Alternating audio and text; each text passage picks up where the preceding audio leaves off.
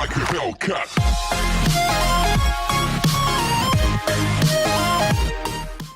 Hello and welcome back to the channel where once again it's time for another Sega Master System review. Today's game is a 1987 arcade side-scrolling beat-em-up known as Double Dragon, which was converted to the Master System at the tail end of 1988 in Japan, followed by a January 1989 release over here in Europe.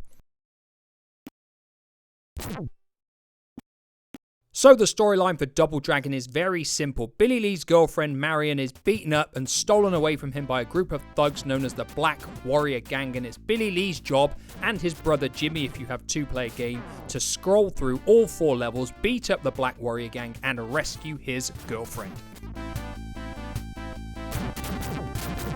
So like we always do, we're going to talk about how the game looks, how it sounds, how it plays, what kind of content and lifespan it's got, whether it's still worth playing today, and where it will feature in our Sega Master System Top 10. So in terms of visuals, I think Double Dragon is about as good a looking game as you could expect from 1988 Master System. We've got pretty big sprites in all fairness, and they don't look too bad. There's plenty of variety in the enemies that you face as well. The color use is good, everything is clear and it's easy to see. The 4 stages are all varied. They all look suitably different to keep you interested as you progress through the game, and there are some quite big, impressive enemies that you come across too.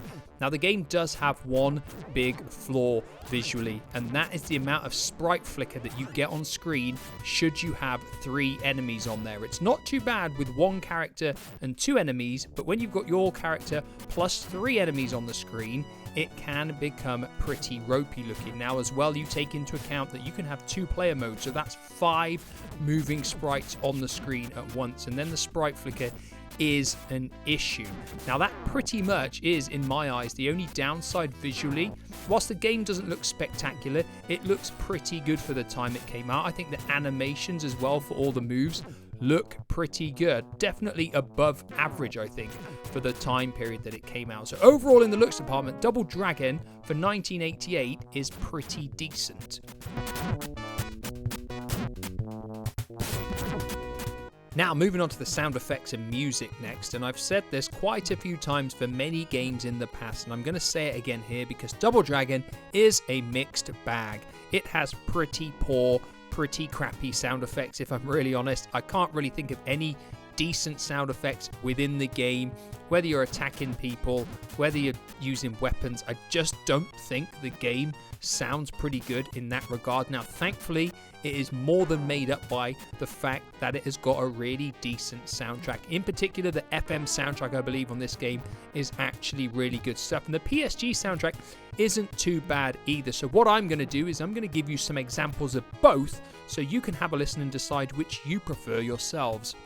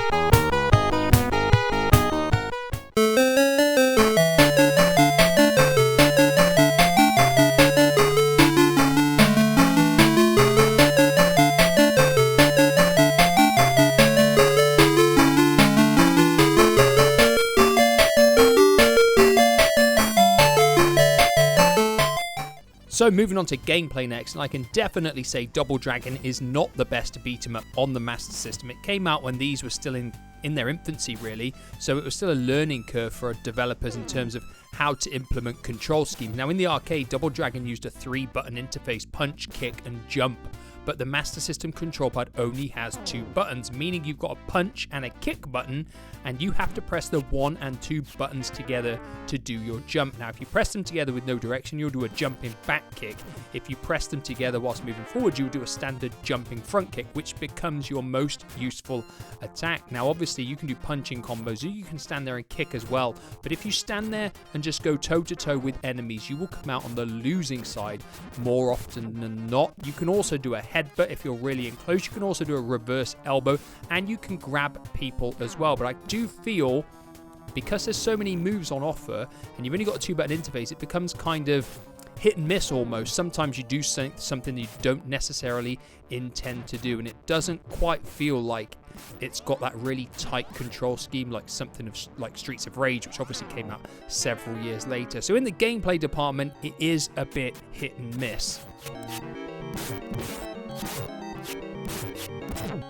So moving on to content and lifespan next, and what we've got here is 4 levels that do get progressively longer and harder the more you go into the game. The first 2 levels aren't particularly much of a challenge in all fairness, the bosses aren't even hard, but when you get onto level 3 and 4, when the enemies start taking 5, 6, 7 hits to defeat, even if you're using a weapon, you will start to lose lives much quicker. Now, the game does only take around 20 minutes to complete, so it is not long at all. The 4 stages, it's not a lot of content in all fairness. Yes, they're varied in terms of what they look like, but still 20 minutes to complete a game isn't that long. Now, one plus point Double Dragon does have is the fact it's got 2-player co-op, and I can't stress this enough because a lot of games back then didn't on the Master System. They were just 1-player only, so having a 2-player mode is awesome. Yes, it doesn't change the fact the game looks a bit ropey when you've got 5 sprites moving around on the screen, and the fact it's not the best playing game of all time, but just simply having that 2-player mode doubles its enjoyment in all fairness, because games are always more fun in 2-player. So in terms of content and lifespan, it's not a long game at all, but the fact it's got a 2-player mode is a huge plus point. So like always, that leaves us with our 2 final questions. Is Double Dragon on the Master System still worth playing today, and where does it feature in our Master System top 10?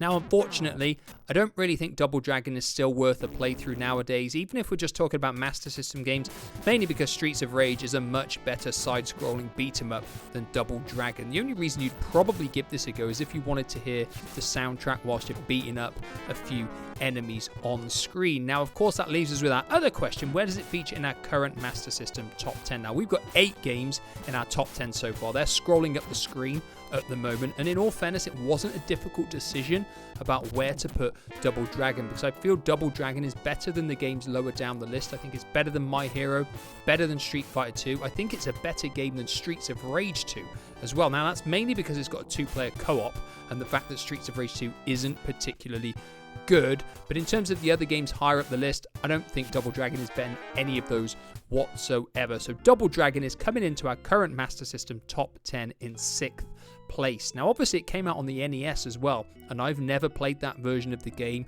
never even watched a video for it, so I don't even know what it looks like. But I'm sure there are people out there watching this video who have played it and experienced both of these games. So let me know down below which version is the best. And also, if you had this game when it came out originally, way back at the start of 1989 over here in Europe. That is it for today. Thank you for watching, and I will be back in the near future with another review. Goodbye for now.